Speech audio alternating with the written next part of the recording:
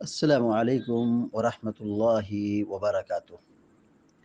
الحمد لله رب العالمين والعاقبة للمتقين، والصلاة والسلام على أشرف الأنبياء والمرسلين نبينا محمد وعلى آله وصحبه أجمعين ومن تبعهم بإحسان إلى يوم الدين. أما بعد، فقال الله عز وجل: أعوذ بالله من الشيطان الرجيم. فإذا أمنتم فمن تمتع بالعمرة إلى الحج فما استيسر من الحج فمن لم يجد فصيام ثلاثة أيام في الحج وسبعة إذا رجعتم تلك عشرة كاملة ذلك لمن لم يكن أهله حاضر المسجد الحرام واتقوا الله واعلموا أن الله شديد العقاب. سورة البقرہ کی آیت نمبر 196 کا آخری حصہ پڑھا گیا ہے، یعنی آیت یہاں پر مکمل ہو رہی ہے۔ ابھی جو آیت پڑھی گئی اس کا ترجمہ یہ ہے، اللہ رب العالمین فرماتا ہے فَإِذَا أَمِنْتُمْ، پس جب تم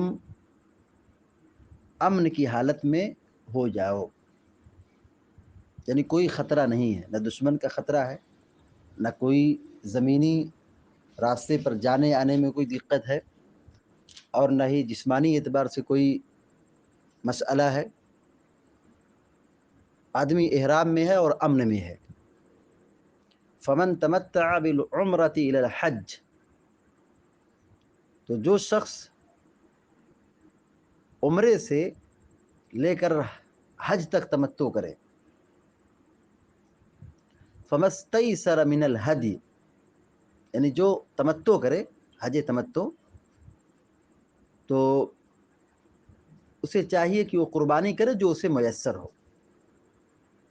فمستیسر من الہدی، جو اس کے لیے سہولت ہو، آسانی ہو جانور میں سے، تو وہ کیا کرے؟ قربانی کرے 10 ذی الحجہ کو۔ دیکھیے، حج کی 3 قسمیں: حج افراد، حج قران، حج تمتع۔ حج افراد نام سے ہی پتہ چلتا ہے، افراد اور مفرد تنہا ایک کو کہتے ہیں، یعنی آدمی میقات پر یا مکہ کا باشندہ ہے یا میقات کے اندر کا باشندہ ہے تو وہ صرف حج کا احرام باندھے، تو اس کو حج افراد کہتے ہیں۔ حج افراد کسے کہیں گے؟ کہ آدمی صرف اور صرف حج کی نیت سے نکلے، حج کا احرام باندھے، وہ عمرہ نہیں کرے گا، صرف حج کرے گا، اس کو کہتے ہیں حج افراد۔ حج کی دوسری قسم ہے حج تمتع، اسی کا ذکر یہاں قرآن میں ہوا ہے، فمن تمتع بالعمرۃ الی الحج۔ حج تمتع کا مطلب یہ ہوتا ہے کہ آدمی پہلے احرام باندھے عمرہ کا، پہلے عمرہ کر لے، پھر اس کے بعد عمرہ کر کے احرام کھول دے، فائدہ اٹھا لے، بال ہے، ناخن ہے، خوشبو لگانا ہے، شکار کرنا ہے، جو بھی ہے وہ فائدہ اٹھا لے، یا بیوی سے آدمی ملاقات کرنا چاہے تو وہ اس سے فائدہ اٹھا سکتا ہے۔ تمتع کا مطلب ہی ہوتا ہے فائدہ اٹھانا، تمتع کا مطلب ہی ہوتا ہے فائدہ اٹھانا۔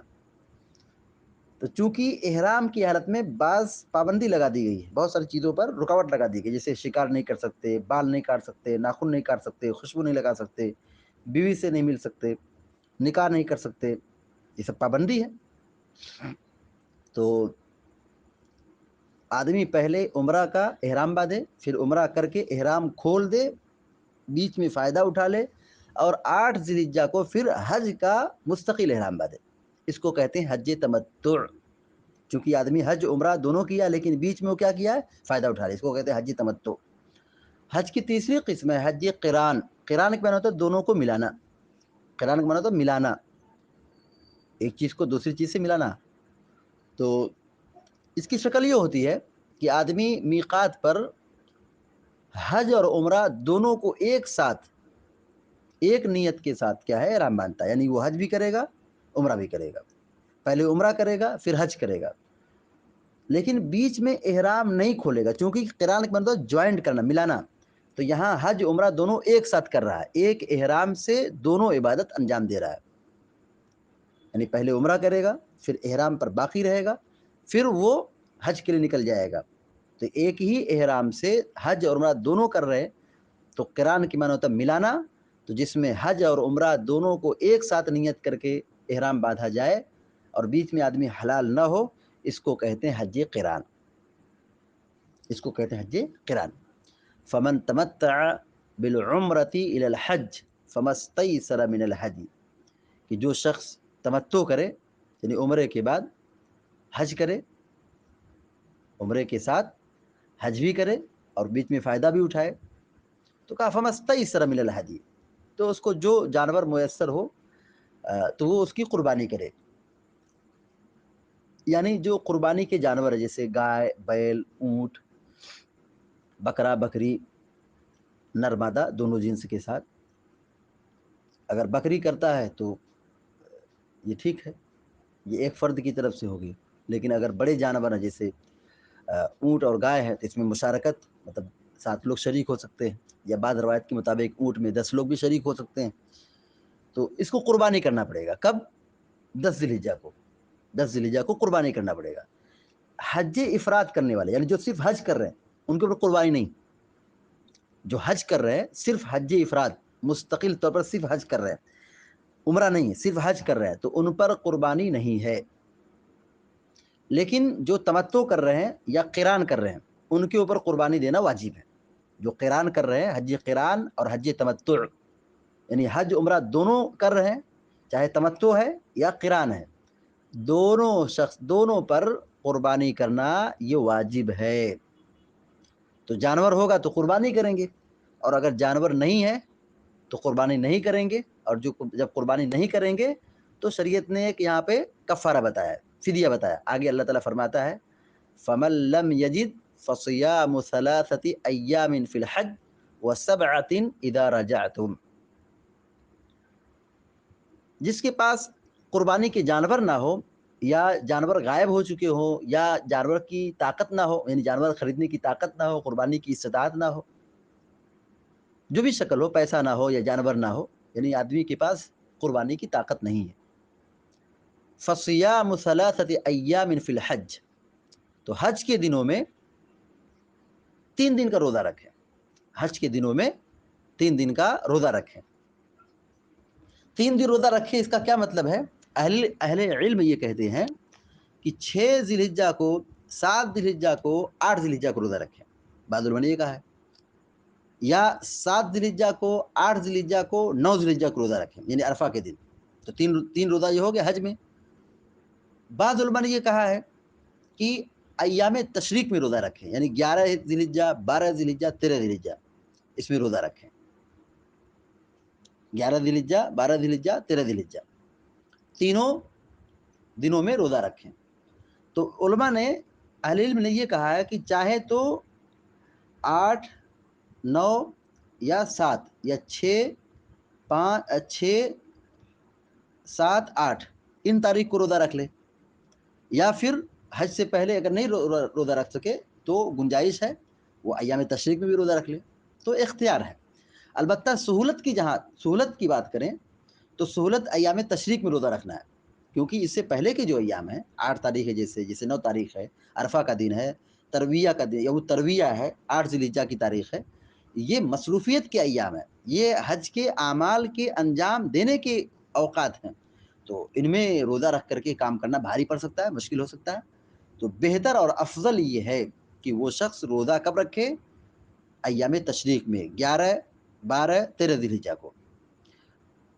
صحیح بخاری کی ایک روایت ہے، حضرت عبداللہ بن عمر رضی اللہ تعالیٰ عنہ بیان فرماتے ہیں کہ جب نبی کریم صلی اللہ علیہ وسلم مکہ تشریف لائے تو لوگوں سے کہا کہ جو شخص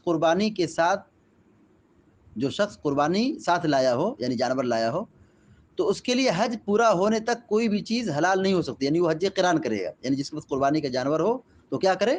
حج قران کرے، وہ حلال نہیں ہوگا۔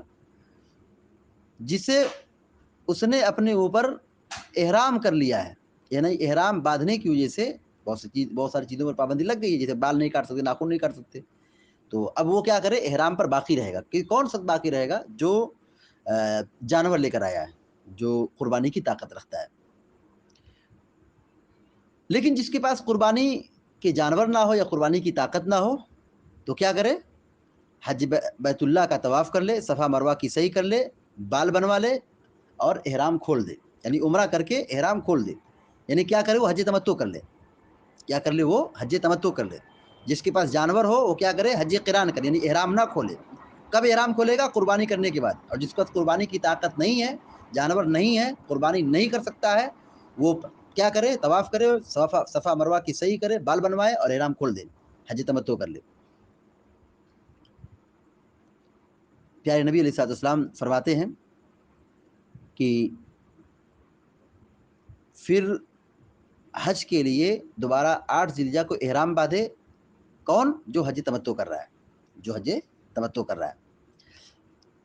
ایسا شخص اگر قربانی نہ ہو پائے، یعنی جس کے ساتھ یہ پرابلم ہو کہ قربانی کی طاقت نہیں ہے، قربانی کی طاقت نہیں ہے، تو 3 دن کے روزے حج کے دنوں میں رکھ لے اور 7 دن کے بعد اور 7 دن کے روزے کب رکھ لے؟ بعد میں، یعنی جب وہ اپنے وطن، اپنے گھر واپس لوٹ جائے.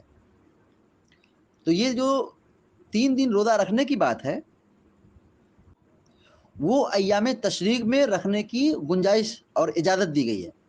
عبداللہ بن عمر رضی اللہ عنہ کی دوسری روایت صحیح بخاری ہی کے اندر ہے کہ لم یرخص فی ایام التشریق ان یصمنا الا لمن لم یجد الہدی، کہ ایام تشریق میں روزہ رکھنے کی اجازت اور رخصت نہیں دی گئی ہے مگر اس کے لیے رخصت ہے جو قربانی کا جانور نہیں پایا ہے، یعنی اس کا جانور نہیں ہے، یعنی قربانی نہیں کر سکتا ہے، تمتع کر رہا ہے، حج تمتع کرنے والا ہے. تو اب وہ کیا کرے؟ 3 دن کا روزہ ایام حج میں رکھ لے اور 7 دن جب اپنے وطن واپس آئے تب وہ روزہ رکھ لے. یہ جو کفارہ بتایا گیا ہے، فدیہ بتایا گیا ہے کہ وہ روزہ رکھ لے 3 دن حج میں اور 7 دن وطن گھر لوٹنے کے بعد، یہ کس کے لیے ہے؟ یہ آفاقیوں کے لیے، عام لوگوں کے لیے. ذالک لمن لم یکن اہلہ تلک عشرۃ کاملہ. اللہ تعالیٰ کہتا ہے تلک عشرۃ کاملہ. یہ ٹوٹل 10 دن ہوئے، یعنی روزے کتنے ہوئے؟ 10 دن کے روزے ہوئے. ذالک لمن لم یکن اہلہ حاضر المسجد الحرام. یہ حکم ان لوگوں کے لیے ہے، یعنی روزہ رکھنے کی تعلیم یا فدیہ، قربانی نہ کرنے کی صورت میں فدیہ کی جو بات کی جا رہی ہے روزہ رکھنے کی شکل میں، یہ حکم ان لوگوں کے لیے ہے جو مسجد حرام کے رہنے والے نہ ہوں، یعنی حرم کے باشندے نہ ہوں. جو حرم کے باشندے ہیں، جو حرم میں رہنے والے ہیں، جو حرم میں رہنے والے ہیں، یعنی جو مکہ سے بالکل قریب ہیں، جو قصر کی مسافت میں داخل نہیں ہوتے ہیں، یعنی قریب ہیں مکہ سے، تو ایسے لوگ حج تمتع نہیں کریں گے. عبداللہ بن عباس رضی اللہ تعالی عنہما اور دیگر اہل علم کی رائے یہی ہے کہ وہ لوگ حج تمتع نہیں کریں گے، بلکہ وہ کیا کریں گے؟ حج افراد کریں گے. تو اب حج افراد کریں گے تو ان کے لیے قربانی ہے ہی نہیں، ان کے لیے قربانی واجب ہی نہیں ہے. یہاں قربانی واجب ہے، ان کے لیے کفارہ بیان کیا جا رہا ہے کہ اگر طاقت نہیں ہے تو وہ 10 دن کا روزہ رکھے، 3 دن حج میں اور 7 دن وطن میں جب لوٹ جائے. ذالک لمن لم یکن اہلہ حاضر المسجد الحرام. یہ ان لوگوں کے لیے روزہ رکھنا، یہ ان لوگوں کے لیے ہے جو مسجد حرام کے باشندے نہیں ہیں، مسجد حرام کے باشندے، یا اسی طرح جو حدود حرم میں ہیں یا اتنی مسافت پر رہنے والے ہیں کہ ان کے سفر میں قصر کا اطلاق نہیں ہوتا، یعنی وہ مسافر نہیں کہلاتے ہیں، تو وہ قصر کی مسافت میں شمار نہیں ہوتے ہیں، تو وہ لوگ بھی حج افراد کریں گے، وہ حج تمتع یا حج قران نہیں کریں گے. اللہ رب العالمین آگے فرماتا ہے واتقوا اللہ، اللہ تعالیٰ کا تقوی اختیار کرو. حج کے مسائل بیان کیے جا رہے ہیں اور پھر اللہ تعالیٰ حکم دے رہا ہے تقوی اختیار کرو. عبادات کا مقصد ہی یہی ہے. عبادات کا، آپ جتنی بھی باتیں ہیں عبادات ہیں، غور کریں، سب کا لب لباب اور نچوڑ یہی ہے کہ آدمی متقی و پرہیزگار بن جائے، تقوی اختیار کرے. वत्तक़ुल्लाह, اللہ کا تقوی اختیار کرو، یعنی گناہوں سے بچو اور جن چیزوں کا اللہ نے کرنے کو حکم دیا اس کو بجا لاؤ، واتقوا اللہ کا تقوی اختیار کرو۔ وَاعْلَمُوا أَنَّ اللَّهَ شَدِيدُ الْعِقَابِ، اور یہ بات جان لو کہ اللہ تبارک و تعالی سخت پکڑ والا ہے، شدید عذاب دینے والا ہے، یعنی اللہ تعالیٰ رحمان بھی ہے، رحیم بھی ہے، اس کی رحمت بھی عام ہے، لیکن اللہ رب العالمین رحیم ہونے کے ساتھ ساتھ وہ بہت سخت پکڑ والا بھی ہے، اس کا عذاب بہت سخت ہے۔ تو اللہ تعالیٰ کے عذاب سے، اللہ رب العالمین کی پکڑ سے بچتے رہنا چاہیے، تقوی اختیار کرنا چاہیے، ڈرنا چاہیے۔ تو حج کی 3 قسمیں ہیں۔ المختصر خلاصہ کلام یہ ہے کہ حج کی 3 قسمیں ہیں، حج افراد، حج تمتع، حج قران۔ تینوں حج کرنا جائز ہے، تینوں حج کرنا جائز ہے۔ حج افراد بھی کر سکتے ہیں، تمتع بھی کر سکتے ہیں، قران بھی کر سکتے ہیں۔ رہی بات جو حرم کے باشندے ہیں، مکہ والے ہیں، تو وہ لوگ حج افراد کریں گے۔ جو لوگ حج افراد کریں گے ان پر قربانی نہیں ہے، لیکن اگر وہ قربانی کرنا چاہتے ہیں اچھی بات ہے، لیکن واجب نہیں ہے۔ حج تمتع کرنے والے، حج قران کرنے والے، ان کے اوپر قربانی ہے، اور اگر یہ قربانی نہیں کریں گے تو ان کو 10 دن کا روزہ رکھنا پڑے گا، کفارے کے طور پر، فدیے کے طور پر 10 دن کا روزہ رکھنا پڑے گا۔ 3 دن حرم کے اندر، یہ حج کے اندر، ایام حج میں، اور 7 دن کب؟ جب اپنے وطن واپس حج کر کے لوٹ جائیں گے تو 7 دن روزہ رکھیں گے۔ حج تمتع اور حج قران یا حج افراد، ان تینوں میں سے افضل کون سا ہے؟ دیکھیے جائز تو تینوں ہے، لیکن افضل کی بات اگر کریں تو حج تمتع زیادہ بہتر ہے، کیونکہ اس میں سہولت ہے۔ البتہ اللہ کے نبی علیہ الصلوۃ والسلام نے حج قران کیا ہے، آپ نے ایک ہی حج کیا ہے لیکن آپ نے حج قران کیا ہے۔ بعض اہل علم نے یہ کہا ہے کہ پہلی مرتبہ اگر آدمی حج کر رہا ہے تو حج تمتع کر لے، دوسری مرتبہ کر رہا ہے تو قران کر لے، تیسری مرتبہ کر رہا ہے تو حج افراد کر لے، یعنی تینوں پر عمل کر لے، اچھی بات ہے۔ لیکن سہولت کے اعتبار سے، آسانی کے اعتبار سے حج تمتع زیادہ بہتر ہے۔ حضرت عمر بن خطاب رضی اللہ تعالیٰ عنہ، حضرت حضرت عمر فاروق رضی اللہ تعالیٰ عنہ، یہ دونوں حج تمتع سے منع کرتے تھے۔ حج تمتع سے، دیکھیے حرمت والے مہینے میں عمرہ بھی کر سکتے ہیں، تو حج کریں گے عمرہ بھی کر سکتے ہیں، لیکن زمانہ جاہلیت میں حرمت والے مہینے میں عمرہ کرنے سے پرہیز کرتے تھے۔ اللہ کے نبی علیہ الصلوۃ والسلام نے جتنے بھی عمرے کیے سب حرمت والے مہینے میں کیے، تو حج کے اندر عمرہ داخل ہو گیا ہے قیامت تک، یعنی حج عمرہ دونوں ایک ساتھ ادا کر سکتے ہیں، اس میں کوئی حرج اور کوئی نقصان نہیں ہے۔ حضرت عمر رضی اللہ تعالیٰ عنہ جو منع کرتے تھے، ان کے منع کرنے کا ایک مقصد تھا، یعنی وہ حرام سمجھ کے نہیں منع کرتے تھے، بلکہ اس لیے منع کرتے تھے کہ تاکہ لوگ عمرہ کرنے کے لیے پھر سے سفر کر کے آئیں، یعنی تاکہ حرم کو آباد رکھیں، حرم کو آباد رکھیں، بار بار لوگ یہاں پہ آئیں، اس لیے ان کا ایک مقصد تھا، وہ اس سے منع کرتے تھے۔ بہرحال یہ ان کا اجتہاد ہے، یہ ان کا اپنا ذاتی موقف ہے۔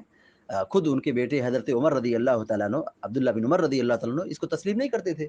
لوگوں نے ان سے پوچھا، کسی نے پوچھا کہ آپ کا کیا خیال حج تمتع کے بارے میں؟ سنن ترمذی میں یہ واقعہ موجود ہے۔ تو انہوں نے کہا کہ حج تمتع نبی کے زمانے میں ہوا، ہم لوگ بھی یہ جائز ہے، کر سکتے ہیں، کوئی حرج نہیں۔